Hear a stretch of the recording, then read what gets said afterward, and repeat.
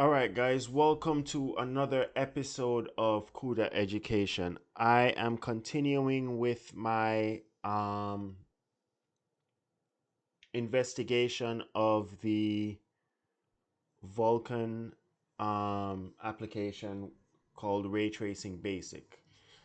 Um, just to reiterate, there's an old version of the algorithm um, and a new version of the algorithm. The reworked new version is obviously improved, and I'm simply using Nsight Systems to investigate the differences between the old and the new algorithm. Previously, I did the GPU activity investigation of the algorithm. Today, I am looking at the Vulkan specific investigations. So I have the old Vulkan report here and the new Vulkan report here. Um, and we'll sort of get into it. Um, if you guys want to be able to run this stuff and get on board with the application, it's basically an application that generates a ray traced triangle, right? If you guys want to get on board, you need tutorial number 1, which is installing the Vulkan API on your Windows based machine with a Vulkan-capable GPU. And then tutorial number 13, which is installing a host of examples um, on your machine. If you want to be running the ray tracing applications, this is a ray tracing application, the ray tracing basic. You need to make sure that your GPU is also ray tracing capable. What does that mean? Um, for NVIDIA, it means RTX cards are later or greater. I don't know about Intel and AMD, but you need ray tracing capable, not only Vulkan capable, but ray tracing capable. All right, so we have the old script and the new script.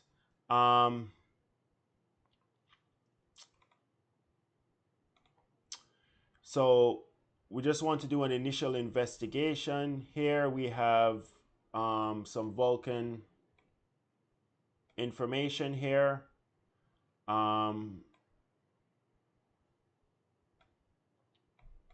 So this is this.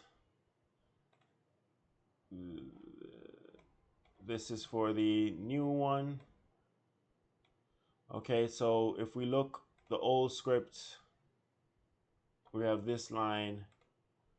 For the new script, we have this line. I'm not sure what the red means. But notice for the old script, we don't have this red.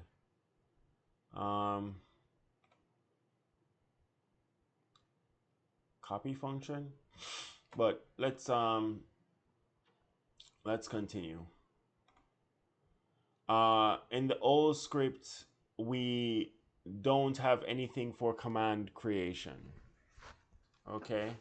I'm going to go out on a limb and assume we're talking about, we just have this little thing right here, but I guess we're talking about the command buffer, whereas in the new script, we have a very active command creation line, okay? I'm going to go out on a limb and say this is because in the old script, we pre-recorded the command buffer, which means that we didn't have any,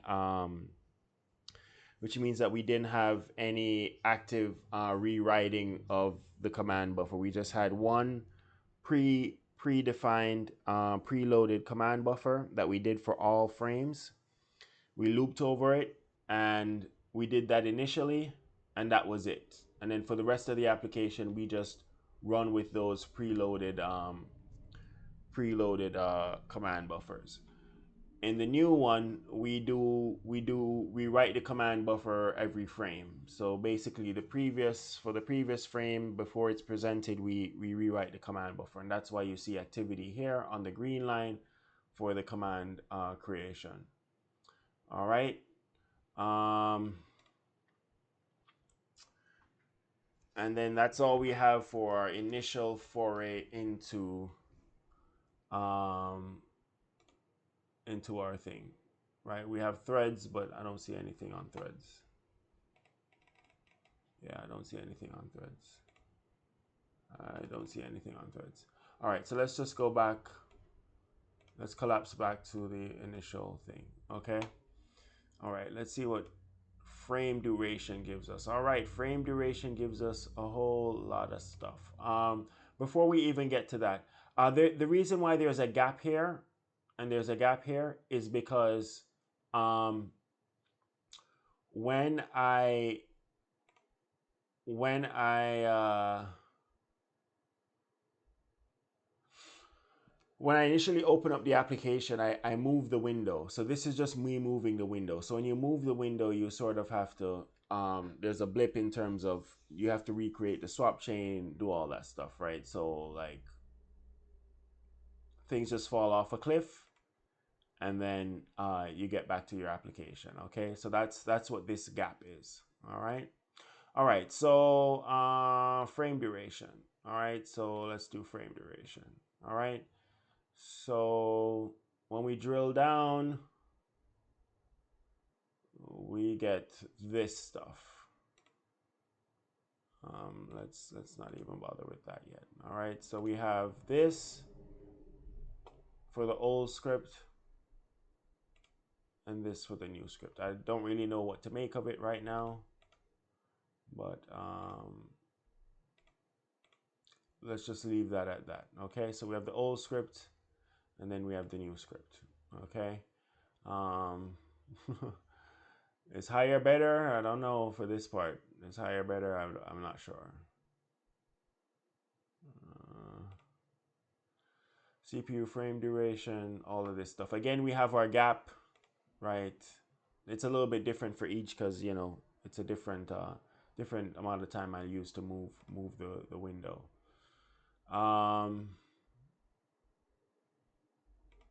All right, so let's drill down into CPU frame duration. All right, so for the old one, we have this.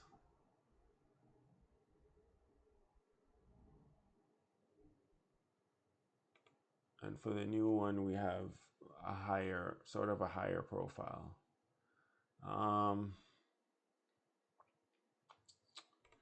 Okay. Let's drill down. So let's just collapse these for now.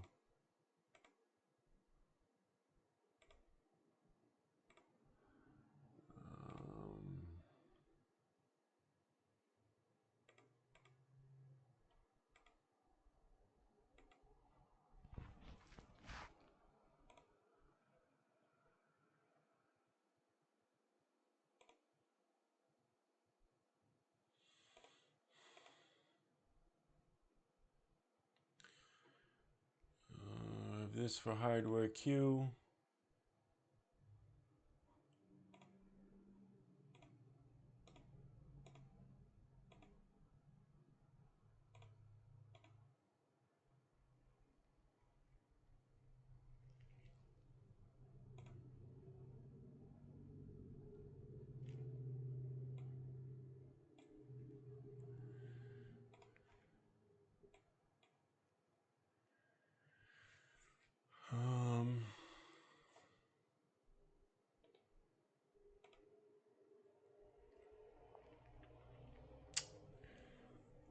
So this is queue submit.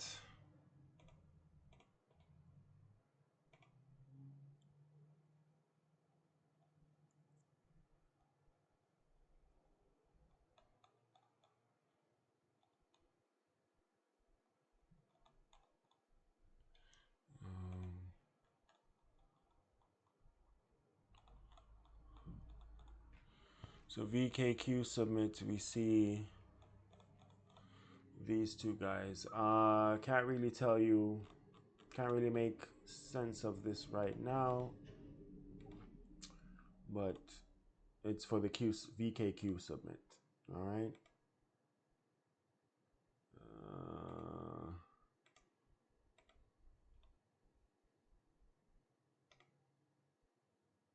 I don't know what the lower.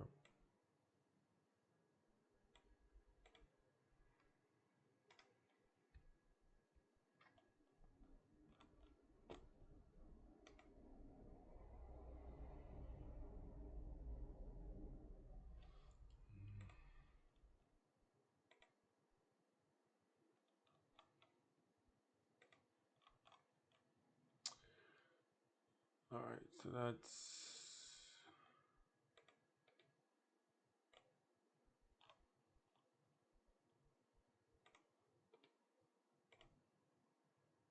so it's just all the VKQ submits.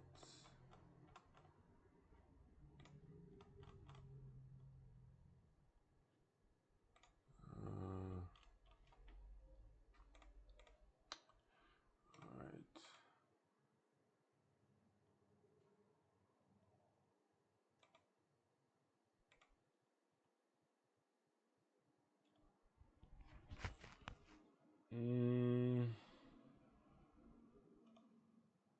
So we have coherent visible. Remember in the shader binding table, I talk about coherent host visible and stuff. CPU coherent visible, none, and then GPU local. So that's this guy for this, and that's this guy for this, right? We're not really sure what that's all about.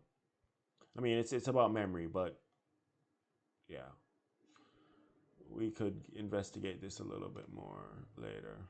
Okay. So that's that.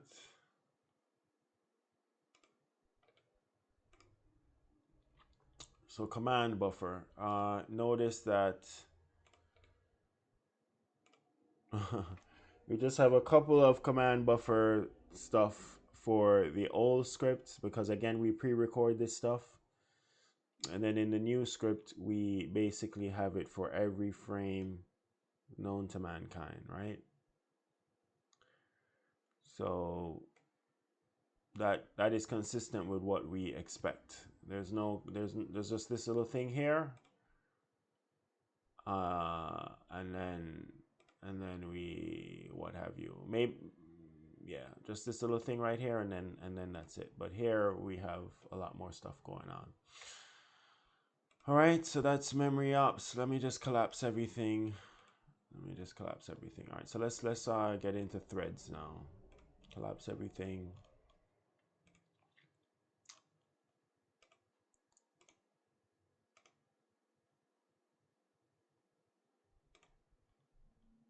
All right. Let's get into threads. All right, so let's look.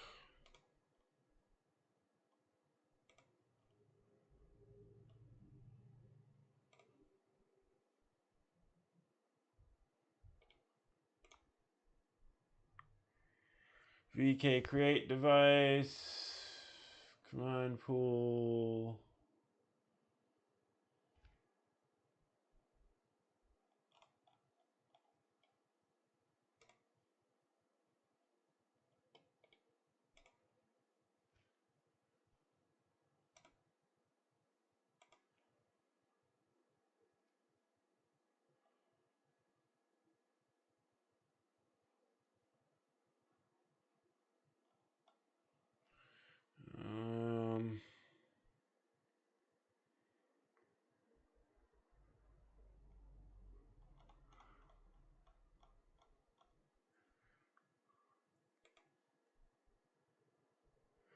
Yeah, just a lot of stuff going on here.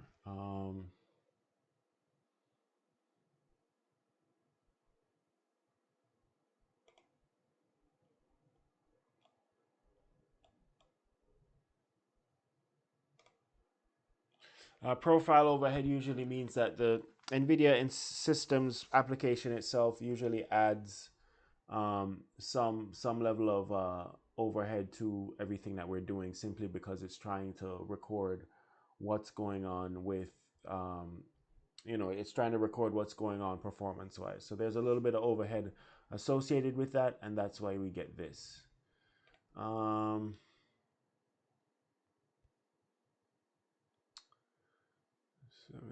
of the threads.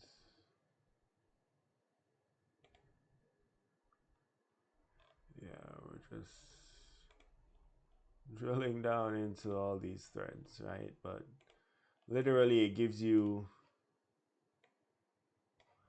it will give you all of the threads of work that you're doing, right? So this is what this is doing.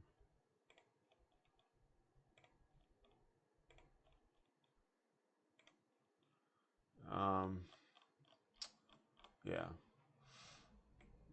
All right. And that's it for the Vulkan um, side of town. I mean, I think the biggest thing is that for the biggest thing is that we have work for the command creation here, and we don't have it here, right? But this makes our code a lot less, I mean, a lot more straightforward because, we're not pre-doing stuff, and we could probably change stuff in a better position to change stuff on the fly and stuff. Um, yeah, and then of course we have when I move the window, we have this thing here, and yeah, there you have it, guys.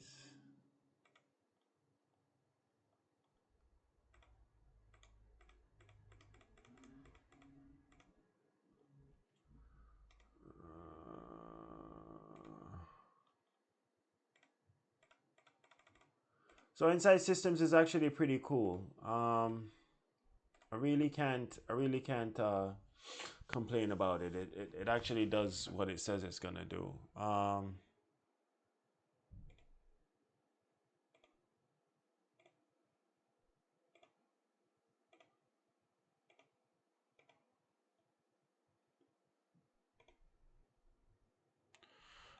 And that's pretty much it. Don't really have much else to. You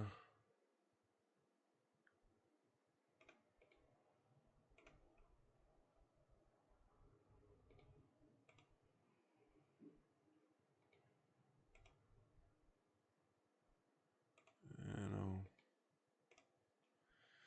But yeah, Nsight Systems, guys, definitely install it on your system. It's free, and you'll be able to profile applications and stuff and get everything underway. I made sure I did the original old application, and I mean, the older application. Made sure that everything was, you know what it is on GitHub, and then also for the new one, just to see what's going on. Anyway, guys, thank you for watching. Again, tutorial number 1 to install the Vulkan API, and tutorial number 13 to install the examples assumes you have a Windows machine with a Vulkan-capable GPU and also ray tracing capabilities. For NVIDIA, that's RTX and above or greater. Don't know about AMD and Intel. Thank you for watching. Have a great day.